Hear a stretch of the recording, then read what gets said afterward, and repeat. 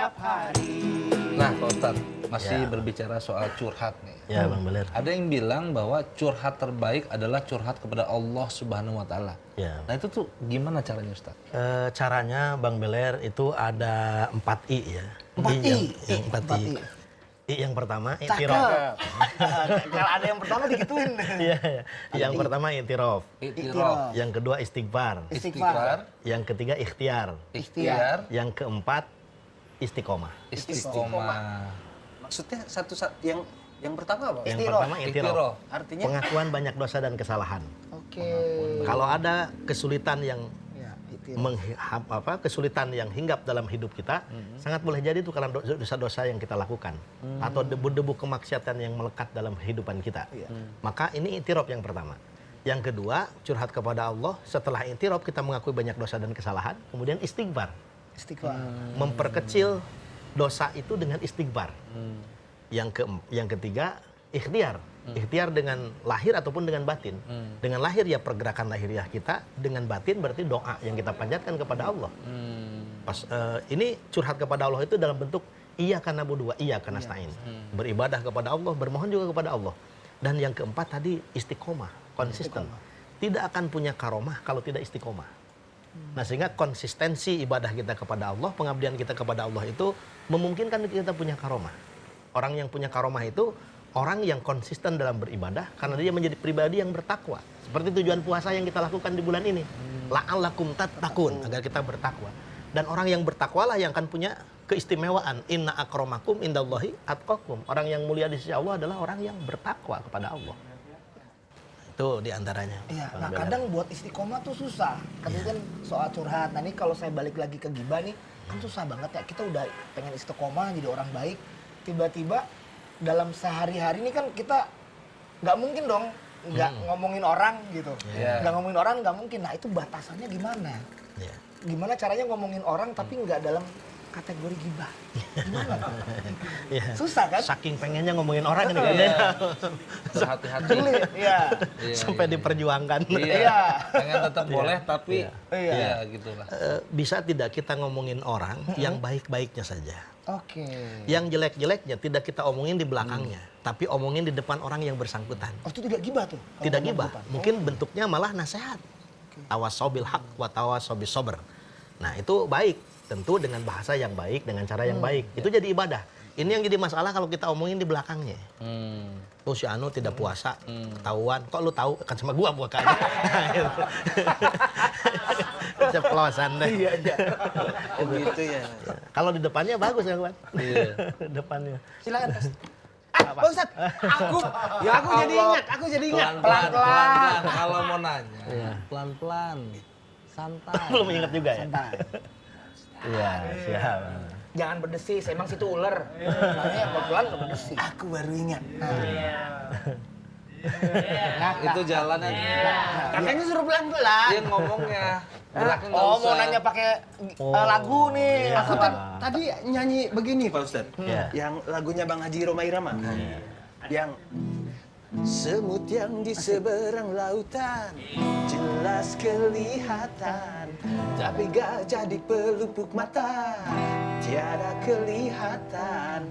Ah, itu berarti orang yang gibah itu nggak bisa lihat karena kelilipan gajah Pak Ustadz. itu maksudnya Bang Haji Roma Irama itu gimana? Orang yang gibah itu buta tak bisa melihat.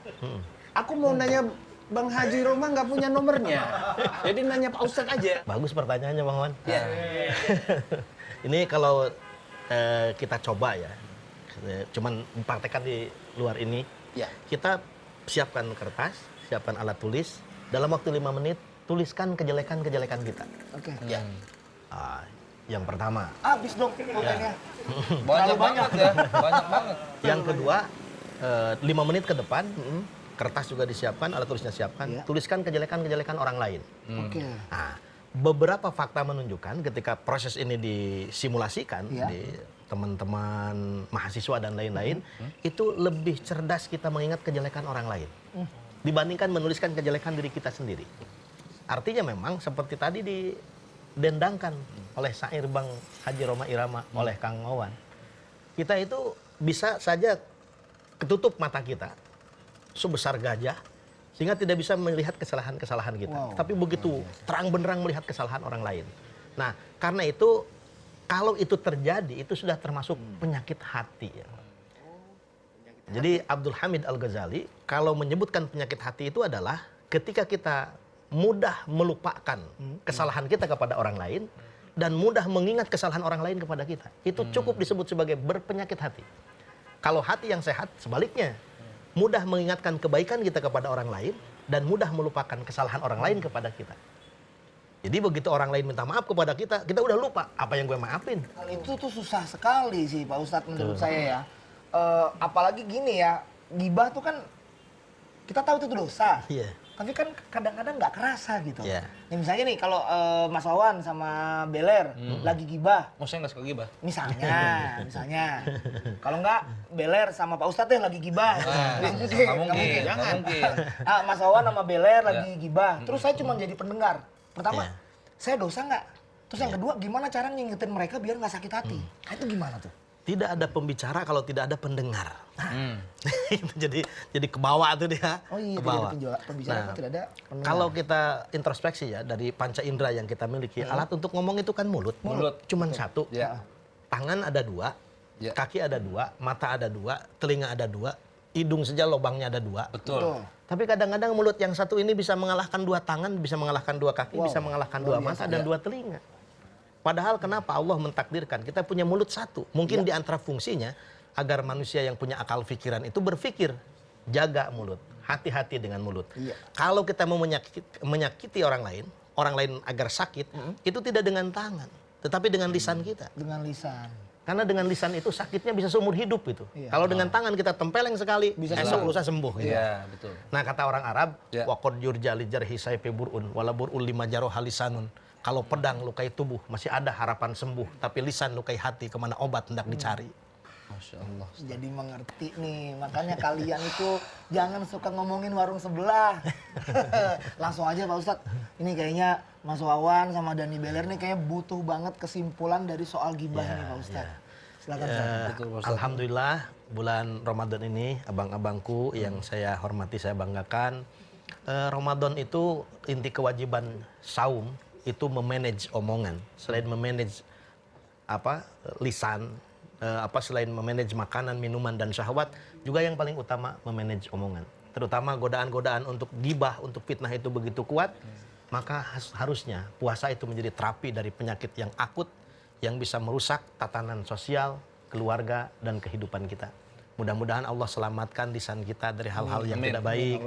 Allah berikan anugerah yang terbaik agar lisan ini menjadi jalan yang terbaik menuju ridho Allah Subhanahu wa taala. Amin. Amin ya rabbal alamin. Itu mungkin Bang ya. Kita mohon izin, mohon pamit. Ini mau kemana Pak Ustadz? Mau sahur di belakang. Oh, mau nambah lagi. Oh iya, Siap. Tambah lagi Ustaz. Terima kasih banyak. ya. Terima kasih banyak. Terima kasih banyak, Ustaz. Terima kasih Sama. banyak loh Pak Maaf Ustadz. ya kalau ada salah-salah kata. Iya. Lanjutkan aktivitasnya. Assalamualaikum. Waalaikumsalam. Jangan kapok warahmatullahi sini, Pak Ustadz. wabarakatuh. Asal jangan ke warung sebelah aja. Gibah lagi. Gibah lagi ntar. Warung Ramadan ada di sini. Biar sahur kita tidak sepi. Jangan lupa menonton kami di TV One. Hey, setiap hari.